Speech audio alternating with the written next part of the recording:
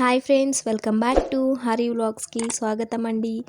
అందరూ ఎలా ఉన్నారు ఫ్రెండ్స్? బాగున్నారా? బాగుండాలనేసి అయితే కోరుకుంటున్నాను ఫ్రెండ్స్. ఇవాళటి వ్లాగ్లో ఆనియన్ పకోడీ ఎలా చేయాలో ఈ వీడియోలో చూపిస్తాను ఫ్రెండ్స్. ముందుగా ఈ ఆనియన్ పకోడీకి కావాల్సిన పదార్థాలు: వెల్లుల్లి రెబ్బలైతే ఒలిచి పెట్టుకున్నాను, అలాగే పచ్చిమిరపకాయలు కూడా.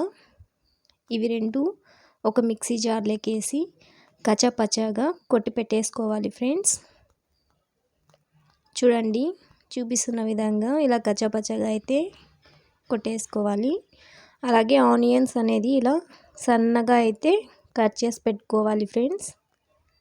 తర్వాత అందులోకి రుచికి సరిపడా సాల్ట్, అలాగే ఒక టీ స్పూన్ అంతా, చిన్న టీ స్పూన్ అంతా వంట సోడా, అలాగే మనం ముందుగా మిక్సీ పట్టుకున్నాం కదా కచ్చాపచ్చాగా, ఆ పేస్ట్ మొత్తం వేసి ఇలా అయితే ఒకసారి కలిపేసుకోవాలి ఫ్రెండ్స్. చేత్తో కలిపితే మంట వస్తుంది. ఏదైనా కవర్ అలా ఏదైనా ఉంటే కలుపుకోండి. నేనైతే ఇలానే కలిపేసాను. అలాగే మొత్తం అంతా కలుపుకున్న తర్వాత చూడండి, నేను ఒక కప్పు శనగపిండి అయితే వేస్తున్నాను. చూడండి, ఒక కప్పు శనగపిండి వేసుకొని మొత్తం అంతా కూడా ఫస్ట్ వాటర్ లేకుండా అంతా కలిపేసుకున్నాను. తర్వాత అడ్జస్ట్మెంట్ చూసుకుంటూ వాటర్ అనేది కొద్ది కొద్దిగా వేసుకుంటూ అయితే కలుపుకునేయాలి. చూడండి, వాటర్ అనేది చూసుకుంటూ కలుపుకోవాలి. కలిపినప్పుడు మనకి అడ్జస్ట్మెంట్ని చూసుకోవాలి. ఒకసారి సరిపోతుంది అనుకుంటే చూడండి, ఇలా నాకైతే ఇలా అయితే పర్ఫెక్ట్గా సరిపోయింది. మొత్తం అంతా కూడా ఇలానే కలిపేసుకున్నాను.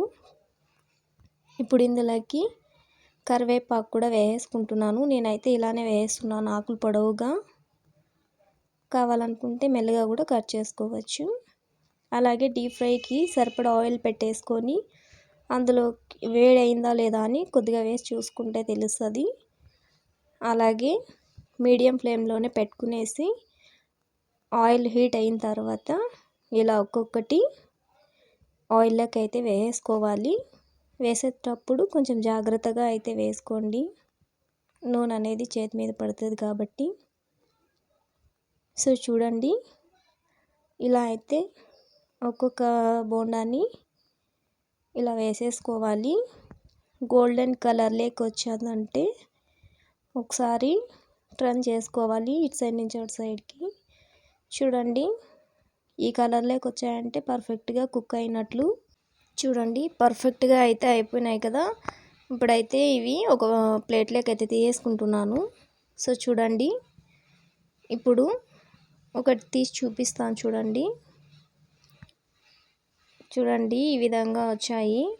సో మీరు కూడా ఈ రెసిపీని ఒకసారి ట్రై చేసి చూడండి, ఎలా వచ్చింది ఏమి అనేది కామెంట్ అయితే చేయండి ఫ్రెండ్స్.